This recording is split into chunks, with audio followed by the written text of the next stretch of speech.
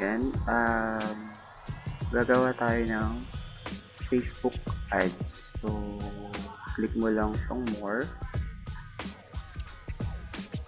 see more,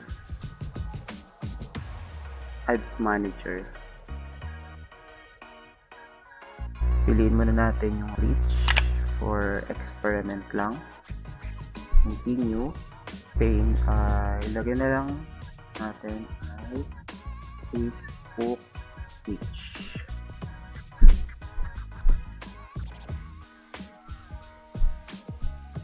Special ad categories, wala na yan. Campaign details, so objective natin is reach.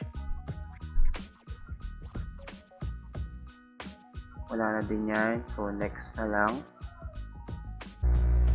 Dito sa ad set, ilalagay na lang natin ay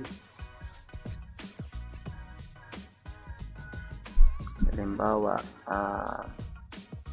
yung page na lang, Good Vibes PH, page name. Then dito sa page, select mo yung page kung saan siya approved sa Involved Asia. Sa akin ito, Good Vibes PH.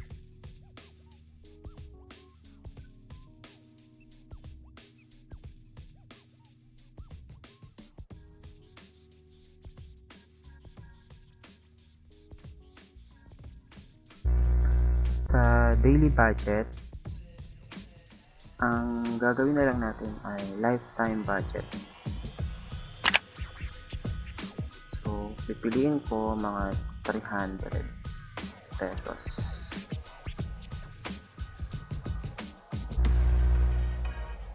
Tapos dito sa schedule, ang start date, halimbawa, start tayo ngayon, April 11, mamayang hapon. Gawin natin mga hindi, approve pa pala to. So, schedule ko na lang bukas umaga, 5:30 AM, at mag-e-end siya ng April 1, 2, 3, 4, 5, 6, 7, 18. April 18. So, next. So, audience. Location, Philippines. Age. Age ng audience natin, target mo. Sabihin natin mga 18 to mga 30. 30, yan. 30 years old na lang. Gender, woman lang. Sa detailed targeting, yung mga interest nila at behaviors. Like, ano ba yung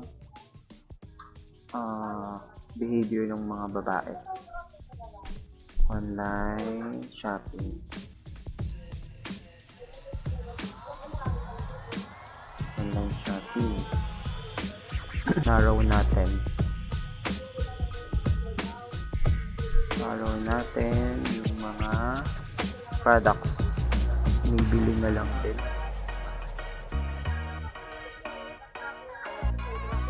Yan, bibili. Narrow further natin. Ilagay natin yung nakakonect sa Wi-Fi. Okay na yung ating detailed targeting. Then, save natin tong audience.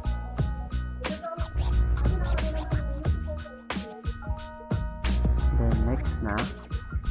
Dito na tayo mag-create ng advertisement. New ad. So, dito sa ad, name, lagay natin, halimbawa,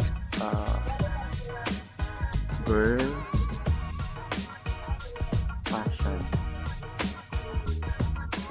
Ad setup, carousel.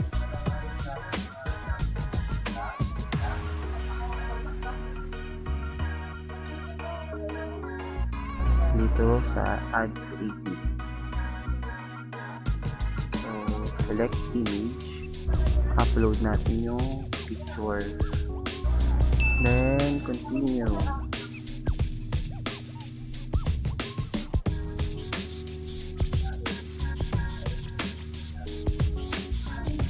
Number 1, lagyan natin ng headline.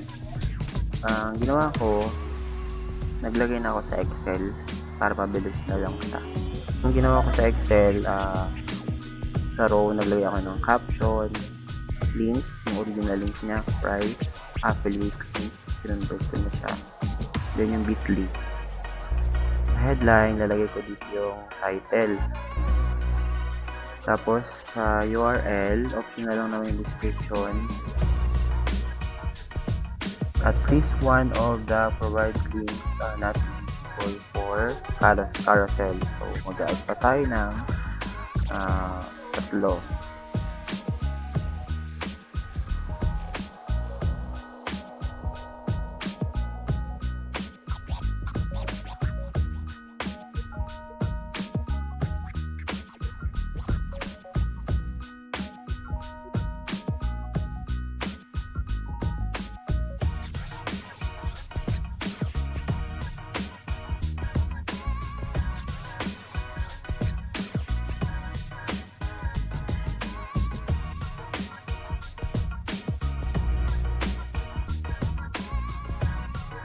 Last na, add-link tayo.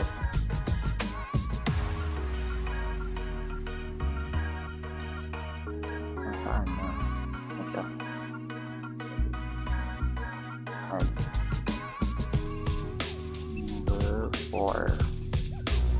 Yan, tapos na sa pag-add ng carousel. Yung primary text, bagay natin. Grab this 12 fashion essential. Now, add a huge drop.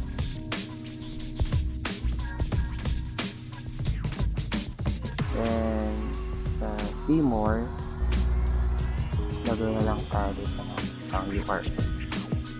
And sa call to action, shop now. So ito na itsura ng ating advertisement. Sana ma-approve. Okay, publish na natin.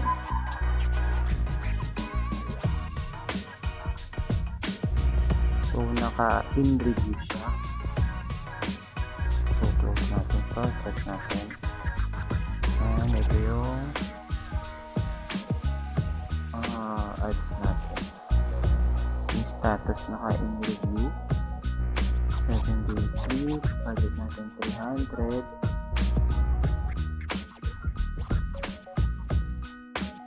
So, close ko muna to. And hintayin natin.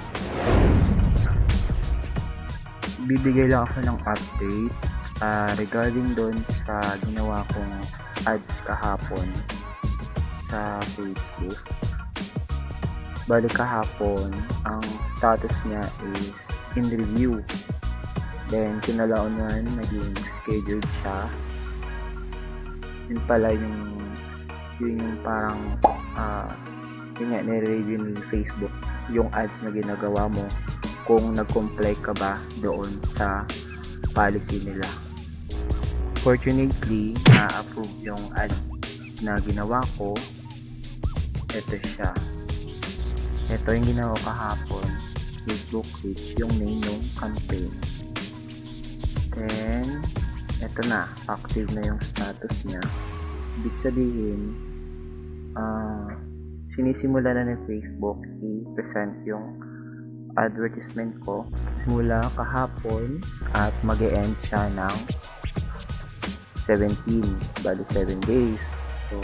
So far, ang na-reach niya ng audience ay 6,594. Bali, yun na yung nakakita nung advertisement na ginawa ko. Ito, each is 6,594 or 6,594 na tao. Then, ang impression niya is 6,870. Then, yung naging cost per result niya or yung per 1,000 na tao, ang binayad ko doon or yung presyo nun ay sa ngayon 6.09. Nagbabago kasi siya. Kahapon, 5 point something. At ang kabuuan na na-spend ko so far ay 40 pesos and 18 centavos. Bali, yung budget ko is naka-lifetime. So, nag-set ako ng budget ko worth 300 pesos.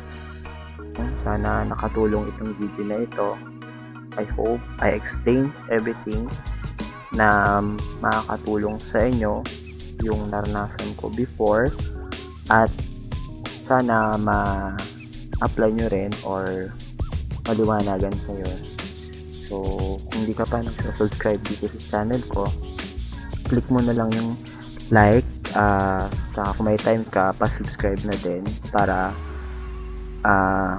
makagawa pa ako ng maraming tutorials dito sa YouTube na mai-share ko sa inyo. Yun lang, salamat.